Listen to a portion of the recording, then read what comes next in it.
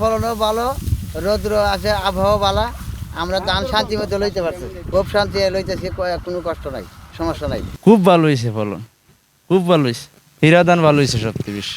জি আলহামদুলিল্লাহ, ফেরা বৈশাখ ভালো হচ্ছে, হ্যাঁ ফলনও ভালো হচ্ছে, হ্যাঁ আমরা ধানও আমরা কাটতেছি খুব আনন্দে। হ্যাঁ আবহাওয়া ভালো, পরিবেশও সুন্দর, আলহামদুলিল্লাহ ভালো আছে।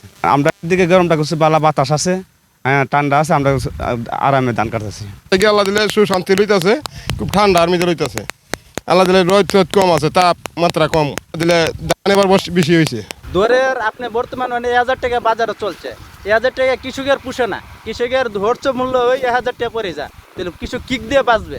তো কৃষকের দর ধানের দর বাড়তি দিতে হবে, বাড়তি না দিলে চলবে না। খরচ আমি কানি প্রতি 15,000 টাকা 14,000 টাকা যা তেল লাগাইয়া সব কিছু পানি ইচ্ছা করতে হয়, এটা তো ডুবরা হ্যাঁ সময় মার জায়গা করতে পারি না, হরচ দিয়ে করতে পারি না, করলে টাকা সাড়ে আমরা লচ লাভ কি দিয়ে হবে।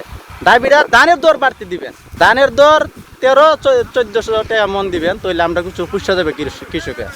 1500 টাকা দেন, সরকারের কত রিস্তে ধানের 1280 টাকা, সরকার 1280 টাকা, 1280 টাকা তো কিনে না মহিলা 1000 রুপে জানা, তা আপনার 1400-1500 টাকা দিতে হবে। সরকারের কাছে আমার আবেদন।